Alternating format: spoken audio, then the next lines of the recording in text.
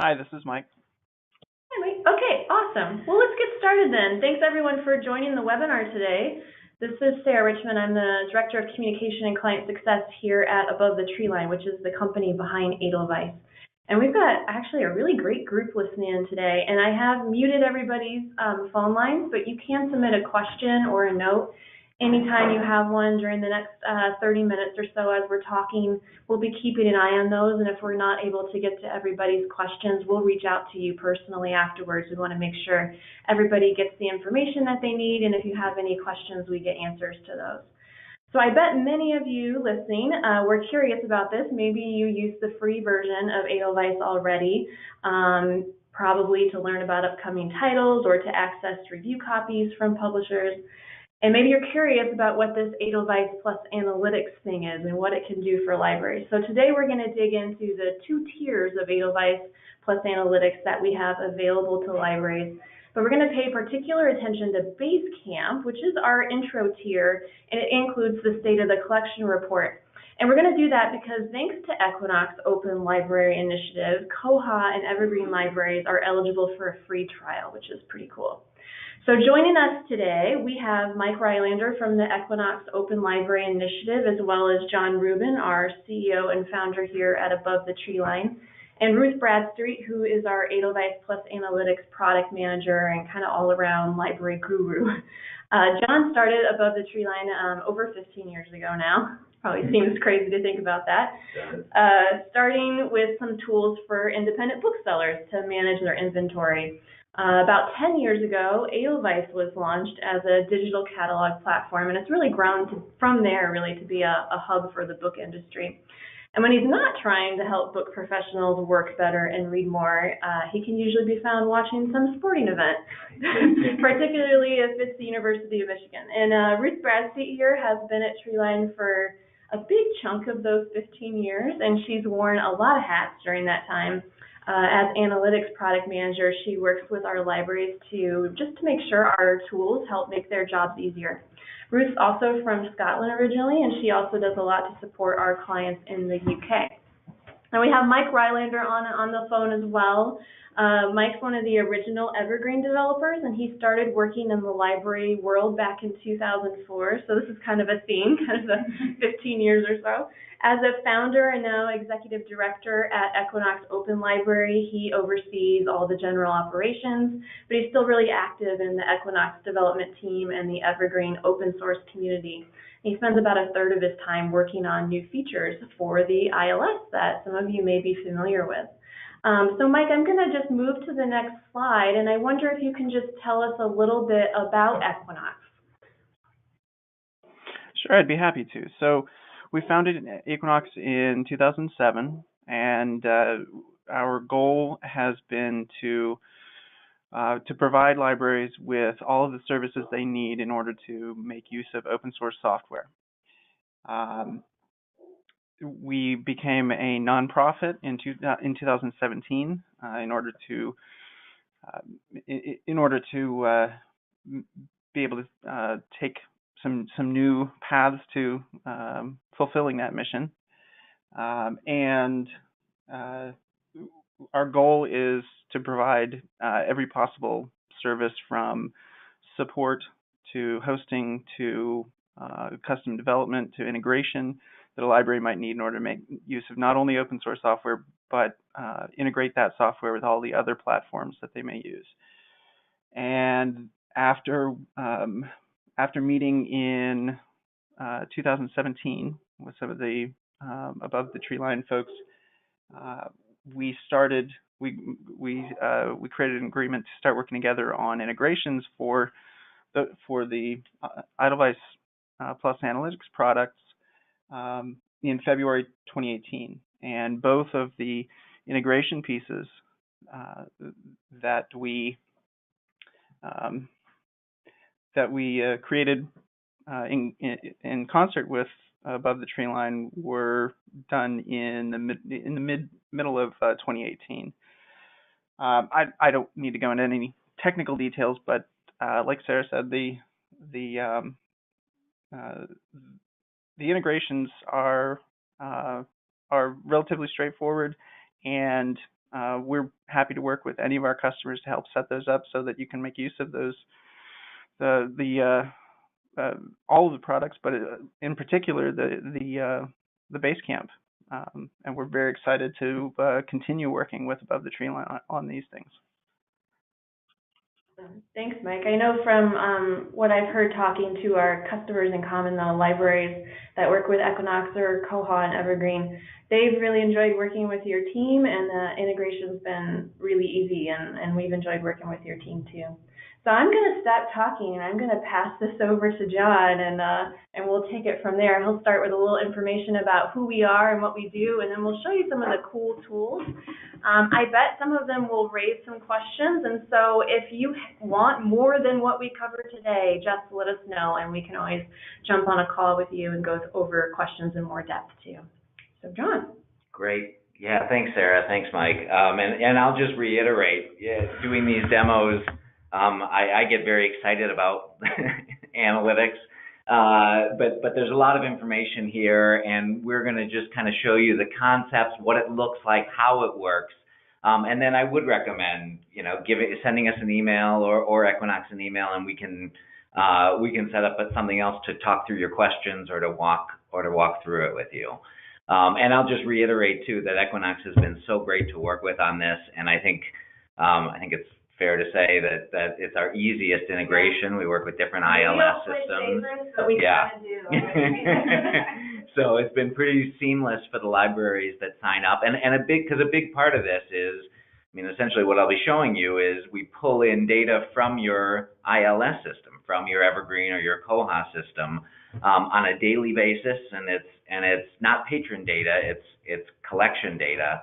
And having that information, having that process be seamless and easy and accurate is really the key to the whole thing working. So Sarah walked through a little bit of our background. We're an independently owned company. We're located in Ann Arbor, Michigan, hence the University of Michigan fandom from a number of us here. But it's important, sort of our independence, because for us, analytics is not about selling you more books or services. This is what we do. We do Edelweiss, and we do Edelweiss analytics, and it's about helping libraries in this area improve their collection. And as our mission states, work better, read more. So we know a lot of people are in the library or book selling or publishing industry because they're readers, and we want to make the job part of it more efficient so that you can do more of what you love. So don't know if everybody's familiar with Edelweiss. It's our digital catalog is the best way to sum it up, but it's really a community, online community where publishers post catalogs, digital review copies, or e-galleys, and it's directed towards professional readers. There's not an official designation of what that is. Anybody can log in, create an account on Edelweiss, and we have about 20,000 public librarians that do. It should be more. If you're not familiar with Edelweiss, that's a separate thing, but you should get on there because you can get free books. You can see all of the major publishers' catalogs of new titles coming out with a lot of rich content. There's the ability to join a community and see what books other librarians and booksellers are excited about, all that kind of great stuff. So Edelweiss Analytics is an add-on module. There is a fee. I think it's relatively low for the value, and as Sarah mentioned, there's also a free trial for our Basecamp, the two different services that we have. So the key is the link with the ILS. So we pull in your collection on a daily basis. So again, not patron data, but bibliographic files, information on your circulations, your holds, your item level information, with the idea of providing you a view. That's where the name Above the Tree Line, the company behind Edelweiss, comes from, sort of getting above it all and get a higher level view of in order to better manage your collection. So the first level, which I'll be talking about first, is the key part of Basecamp is what we call the state of the collection. And it is essentially an online report. You can print it out, and it looks a little something like that, where and this is what I'll walk through, where we're measuring the library, we're measuring your branches on 4 key measures, which I'll walk through. But part of the value, I think, in the analytics and the state of the collection report is identifying even what it is you're measuring. That can be a tricky thing in the library space. What is the measure, or what are the measures of a good collection? You certainly can see circulation, whether your circulation's going up or your circulation's going down. That is a measure, but there's not much you can do or that about that, or there's nothing that measure tells you then about what you should do, other than kind of do everything better. So what we try to do, and you'll see in each of these measures, is identify, here's something that indicates the health of the collection, and here's what you can do about it, and take action.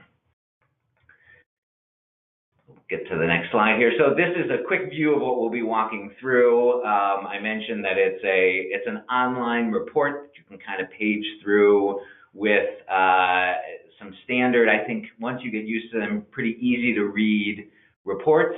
Couple key elements of the report. One is you can see performance over time. So on each of those measures, the freshness, the relevance, the hit rate, and the turnover that we'll walk through. A big component of this is benchmarking against other libraries that are sending us data, and that's not benchmarking to publish these results and say, here are the libraries that do well and that don't. This is pure. All of this information is purely for the library subscribing, and the benchmarking is designed, as you'll see, to help you identify, here's where we can improve, here's where we're doing well, and here's where we can take action. We have a big component of the state of the collection around analyzing genres. So one of the theories behind what we do is that it's easier when you're looking at the collection to break it into these genres, which you already do already with kids probably and adult, but even within those, and even within nonfiction, your biography section and other public libraries' biography sections will just have different dynamics than a poetry section or than a social sciences section. And so what we do is look at genres and within your library and compare that to other libraries discretely, so within each of the genres. You can compare to branches, as I mentioned, and then a big component of this as well is this isn't just a report that shows you the measures of, and then says, as I mentioned before, good luck, now try to fix it. What we try to do is have it all be actionable, and even in that little screenshot there right in the middle, where you can see where it says youth board books, and there's a freshness measure if you see the left column there.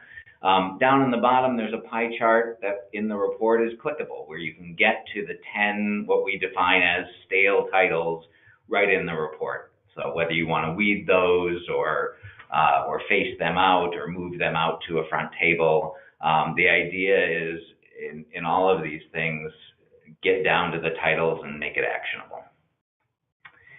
So I'm going to just sort of show you this as the concept, but you can go high to low. You can go above the tree line, and then you can go down to ground level very quickly. So you can look at something like relevance, and then you can say, I want to look at relevance in the gardening section, which is in the middle there, and then you can get to the view of your gardening section and drive down to a list of titles within gardening. And then lastly, linking in with Edelweiss, you can look and see, well, what is that drunken botanist title? And is it something that I either want to bring in, if that's what I'm looking at, or is it something that I want to weed and go from there? So you can go up and down and down and up. So let's go into a little bit of what we define as these 4 measures. So again, I'll come back to, I think this is the important first step. Before you analyze something, you should figure out, am I analyzing the right thing? and is it actionable, and is it really a measure of collection health? And so we've looked at these four things as good indicators. Nothing is absolute, but as good indicators of if you perform well on these, again, within a genre, across genres, it's probably a healthy collection. So the first we define as freshness, with a little leaf there. And this is really looking at, this is kind of our weeding measure, if you want to think about it that way. What portion of your collection has been active in the last 2 years? So we look at, and again, when we mean the collection, here we're actually saying within gardening, within cookbooks, within comics and graphic novels. We come up with a measure based on the data that's coming in from Evergreen and Koha, and say 50% or whatever it may be, 70% of the collection has been active. And what we use for that are things like last circ date, last received date, last checked in date, and that's what that measure is. So you can get that measure, and we look at that across all the different genres. The second one we call relevance, and relevance can mean a lot of different things. I should have probably mentioned this earlier, and Sarah did. Is we started as a company that analyzed. We did analytics for bookstores, and we still do. So there are about 600 independent bookstores across the country, all really the major indies that are still around and doing better and better, that send us data just like the libraries do. And this relevance measure takes the titles that are selling well in the marketplace. And to be exact, it essentially says, show me all the titles that are selling in over 10%. That's the arbitrary measure we use. That are selling in over 10% of the retailers that send us data, and we compare that to your collection. So again, in gardening, we would say, or in cookbooks, let's say, we would say, here are the books that are selling in over 10% of the retail stores, and what percent of those do you have in the library? Not that you can have all of them, not that you would want to, but again, as a gauge, and it actually breaks you out. If you see those three little circles there, it breaks it out into the ones that are selling really well in over 50% of the stores, the ones that are selling moderately in 20 to 50%, and then 10 to 20. And again, you can click in and see those. So you could use it, either at this sort of managing. I think you can see already. You can use it either at the high level to kind of say what's the relevance, or you could just go in and say, I want to see the 13 titles in cookbooks that are selling in over 50% of the bookstores that we don't own, and just get to that level very quickly. The third measure is hit rate, and this is essentially looking at new titles that you've brought in. So newly published titles that you've bought and acquired, and how are they doing, and what percentage of those haven't done anything. So this one's a little bit, I guess you could say, a little bit less actionable directly, because it's kind of looking in the past and saying, how did you do? But it can help you identify, hey, we haven't done as well in this genre, or whether that's high level like nonfiction, or it's deeper level like cookbooks. Maybe we need to amp up our knowledge of what's popular out there, again, in either the retail world or the library world, as we think about buying the next season's books. And then lastly, turnover, which is a very common retail measure that I think works equally well in libraries, which is how much inventory, how big a collection has been needed to generate the amount of circulation. And it's an overall kind of efficiency performance measure of a collection. It's not everything, because your mission is not to just have things that will circulate really fast, but again, everything in balance. If you have a section that is turning over really, really slowly, you probably want to look at that and say, can we freshen it up, just to provide your patrons with better options?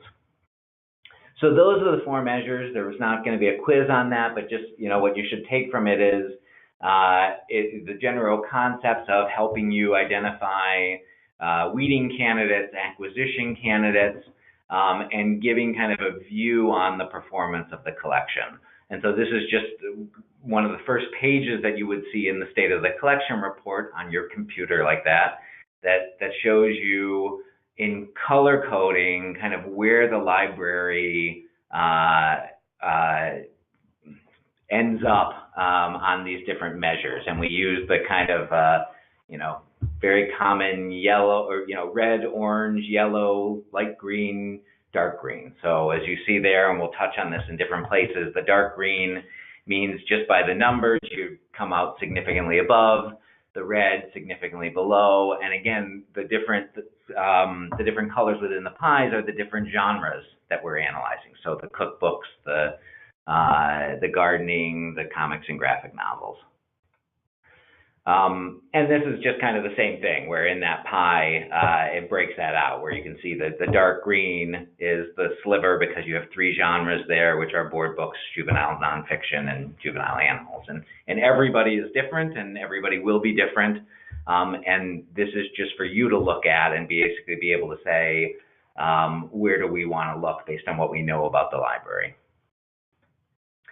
So the other key component beyond these measures is this concept of benchmarking. And again, the benchmarking is to help you make better decisions and to make decisions that are based on, specifically when we get to kind of analyzing genres, the characteristics of the genres themselves. So this is an inset of one of the pages where you can see there you've got adult nonfiction categories like art and architecture, biography, and memoir. There's also fiction categories. There are also lots of kids categories. But we do on each one of these measures, and in this case it's relevance, is we say, what is the average for public libraries out there, and where is your library or where is your branch? And so the gray dot there, if we look at art and architecture, is the average, and the colored dot is where this library is. So they're moderately below the relevance average in art and architecture. They're moderately above in business and economics and education. So hopefully that makes sense. It's basically saying, remember, relevance was the percentage basically of the retail, what's selling in the retail market that you have. And it's saying the average library stocks a certain percentage in art and architecture. You guys own a little bit less than that if this were your library, or a little bit more in business and economics. So one of the keys from this, and relevance is maybe not the best category, but we do see, your art and architecture section is going to have fundamentally different numbers than again, comics and graphic novels, or maybe romance genre. So when we're identifying where you might want to focus and look at either a weeding or an acquisition effort, it's nice to compare a genre to how it does at other libraries rather than comparing art and architecture to comics and graphic novels. Because if you do that, there'll be certain sections that always show up as, we really need to focus on that, when in reality, maybe you're maxing out. You're doing great in gardening there down towards the middle, and better than most, and so that's not where you might want to focus. Hopefully that makes sense. And then there are a whole bunch of kind of, ways of aggregating this information. So we show you a top 15 strength, a bottom 15 opportunities in the report. And again, this is based on those measures versus other public libraries. So this isn't saying that romance, in this case, which shows up as the biggest opportunity for this library, is fundamentally lower on each of those measures than study aids. What it's saying is that romance compared to where other public libraries are shows a lot of opportunity, and study aids relative to other public libraries, you're doing pretty well at.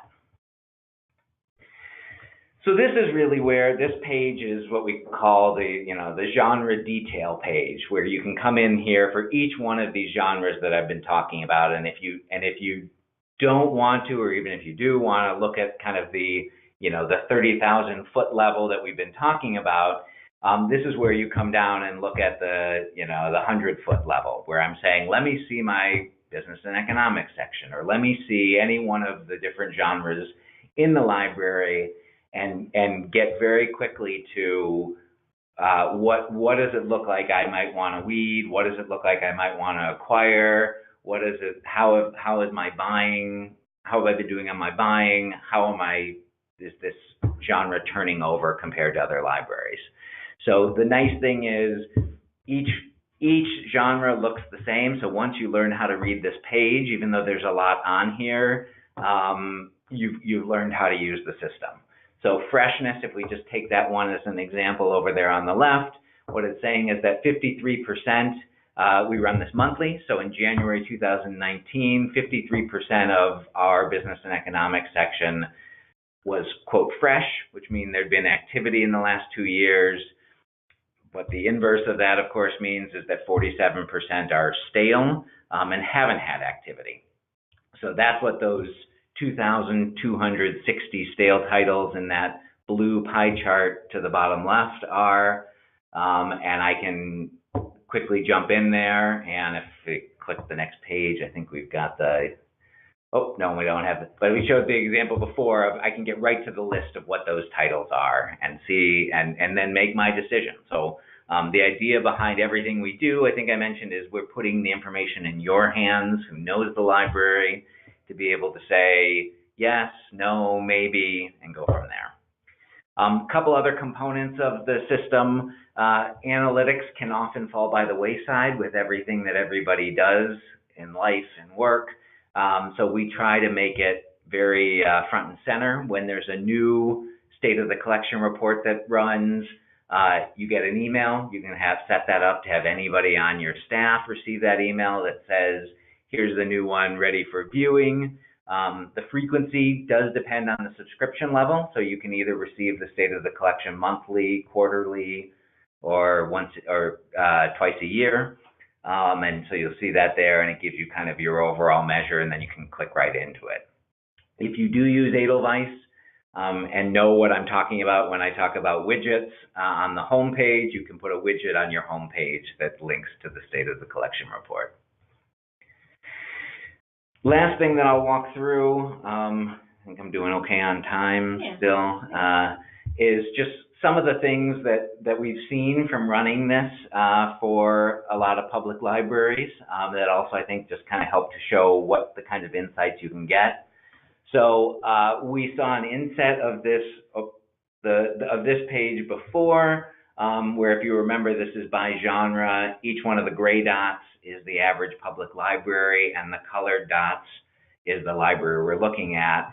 And I selected this one because I just think it's kind of neat. This is not that uncommon, where you see how closely the average library conforms to the average, if you will. So there are these, what it tells us is there are different dynamics in comics and graphic novels, if you look at that on the top right, compared to art and architecture over on the top left.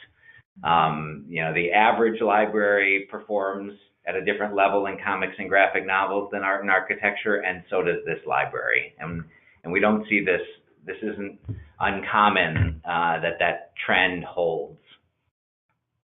The other thing that you can see right off the bat are differences in major parts of the collection. So adult nonfiction is over there on the left, and most of the subgenres in adult nonfiction, what that's showing us are better than average. So this is on turnover, which is that efficiency measure. 9 of the genres perform significantly above average, 11 perform at average, and 3 are moderately above, and 3 are at the average.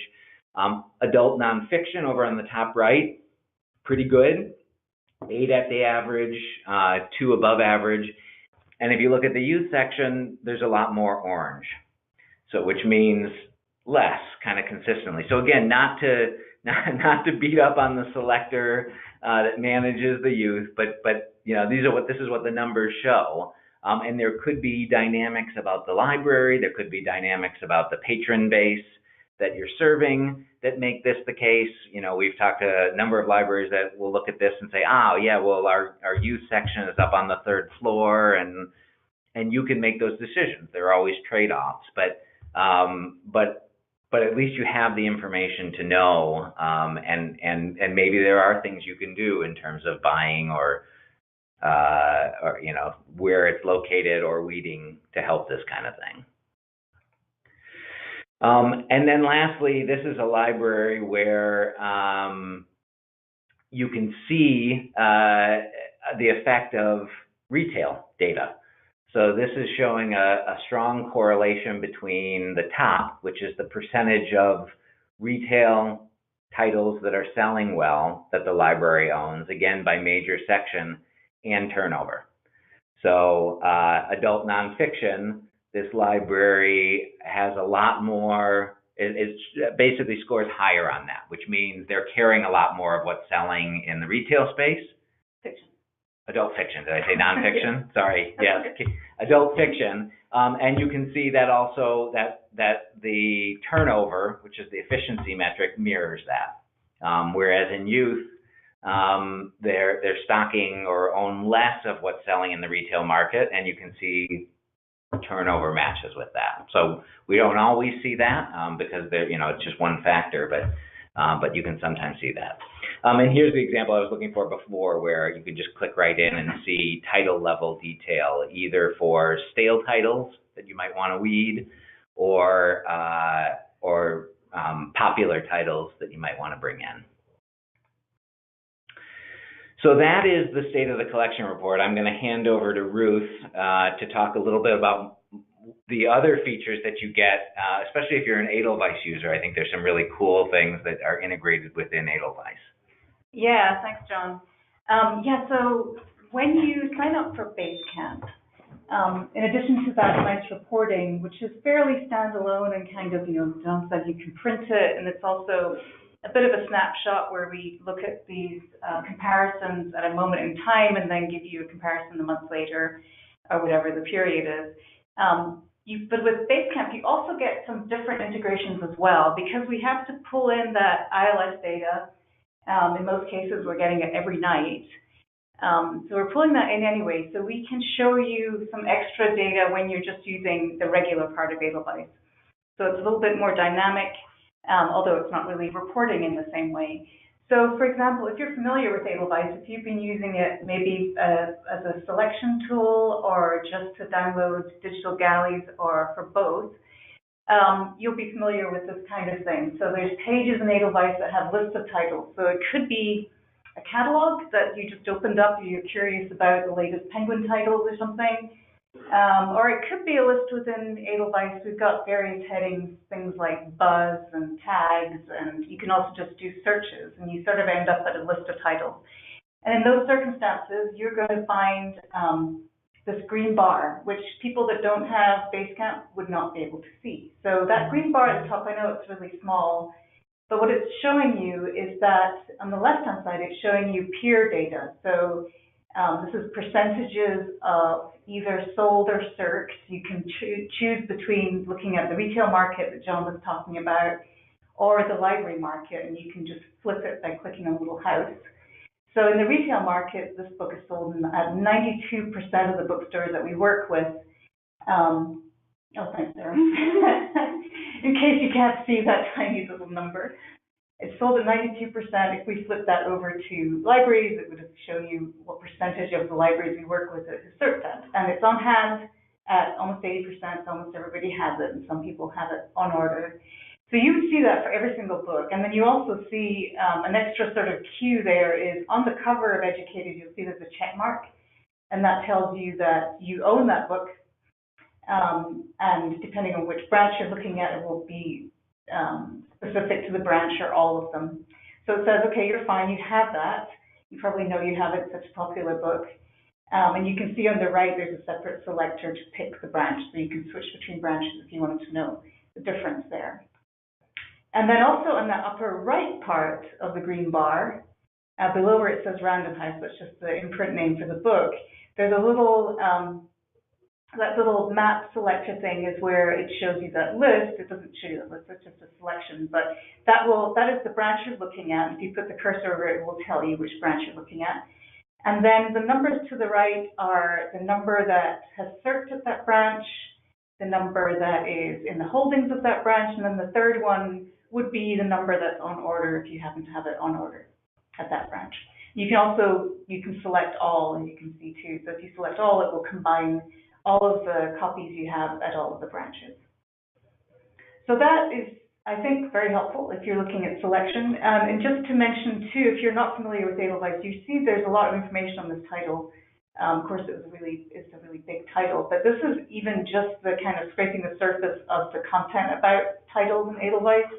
This is showing you sort of the bibliographic information, but also some cool things about where the book's being reviewed. There's a little icon for School Library Journal, and there's lots of other things like community reviews and much love. These are things where Edelweiss users can go in and write their own reviews, or they can just mark a book as something they really liked.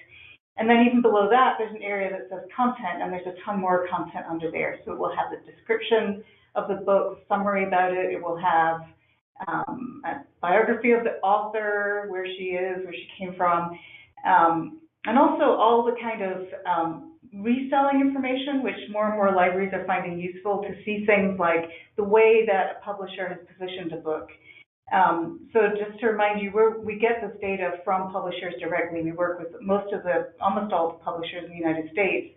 They send us their own content. They use it as a catalog system, as a way to get the books into the retail market chain and into libraries to a certain extent as well. So this is their catalog. So they really put a lot of effort into having lots of information and including things like marketing plans, meaning if something is a new book coming out, you'll have a really good idea of what that publisher wants to do with it, where they're spending their money with it, which really should translate to some degree into demand in the library as well as the bookstore, of course. So lots of detailed information about the book. You can get to that green bar from any list. And then the one on the right, it says comp data.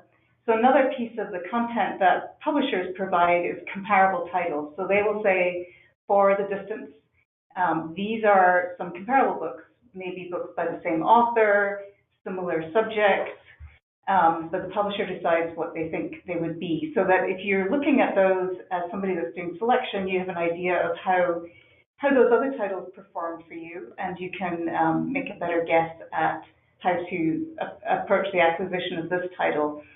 And it will actually pull in, when you're on Basecamp in Edelweiss Analytics, it will pull in your total circs. So that little box on the right where there's more little tiny numbers is showing you that each of your branches, how many have circed in the lifetime of the book, how many are currently on hand or in holdings, and when it was last checked out and checked in. So with one kind of look at that list, you can kind of come to fairly quickly to a decision about what might be a reasonable number to purchase without having to look up 5 different books one at a time in your ILS.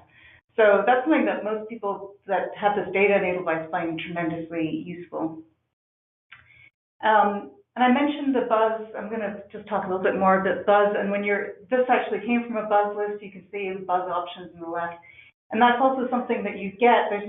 Where it shows on the left, it says affiliate activity. You'll be put into a group that's just other librarians that use Edelweiss Analytics. And then you'll be able to sort of get a gauge of how many reviews there are, what people are saying about it in that group. And you'll also see, which you see, this part you see anyway, but you'll see people at your library, within your library system, and reviews that they might have written or comments they may have made on books. So that sort of contributes to this idea of buzz. You can go in there, and it will show you the most popular titles in terms of what's happening in Edelweiss. So it's another kind of approach to selection if you're looking for things within particular genres, because all of this is easy to filter for. Different subjects, different publishers, whatever you like. Also, just to mention what the next step might be, from here you can create orders. If that makes sense, you can put numbers in, you can have all your branches listed with a place you can put a number in for each one. You can add tags and notes to books. Sometimes tags is a really cool way to share information at a library, where you can have anybody in the staff tag a book in Edelweiss for something that they're recommending to a selector to say this is interesting, or a patron asked about this one. And then centrally you can just kind of pull together everything that's tagged into one of these lists again and see what the percentages of the circulation and so on are, and your own ILS data at the top. So there's lots more you can do. So you can take that next step to make an order or make this list, and then export that to Excel, import it hopefully into your ILS. Lots of options around that. And then one other thing I'll go into, if you were to click on a particular title, I don't have a picture of this, but there's even a bit more information about the detail of your library system, or your ILS data, I should say, where you can look at you can actually go to one page within the detail of the book that will show you the status of that book at every single branch, whether it's checked out, checked in, last cert, and so on, so instead of the kind of group. And also from that page, you can see things like the status at the wholesalers. So you can look up one panel within that will show you if the book is on hand or on order at Ingram and Baker & Taylor and all of their warehouses as well. So, so that's what you'll get. You have some of that. That's all Basecamp. A little bit of that you have for free already, but those numbers and things you don't quite yet.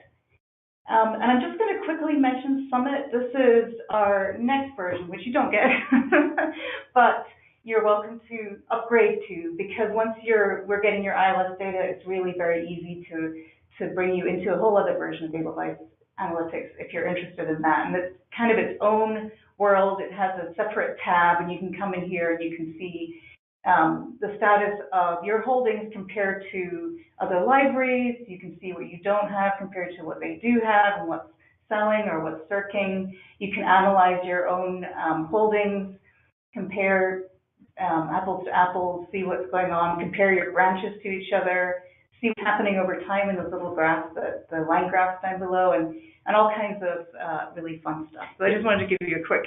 It's a lot of what it's a lot of also what you can do in State of the Collection, but where you can adjust the knobs and levers and look change at the time frame. Exactly. Yeah, exactly. So it's just sort of more customizable. Right. More customizable. You can create filters of any kind of combinations of your collection codes or whatever you want and analyze it that way. So all live, pretty much live data. So I think that is it for the pieces. That is it. I see that there are still a few questions there, and so we will reach out to people afterwards. And if you have a question, feel free even now to say, hey, I'd love to learn more about something, or I had this question you guys didn't get to, and we'll reach out to you afterwards. And of course, you can reach us anytime at sales@abovethetreeline.com as well if you have a question. So thank you so much, Laura and Mike, for organizing this.